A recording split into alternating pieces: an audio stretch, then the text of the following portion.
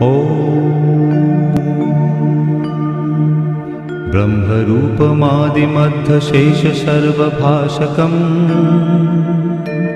भावषट्कहीनरूपनित्यसत्त्वमध्ययम् वङ्मनौति गोचरं च नेति नेति भावितम् तं नमामि देवदेव रामकृष्णमीश्वरम्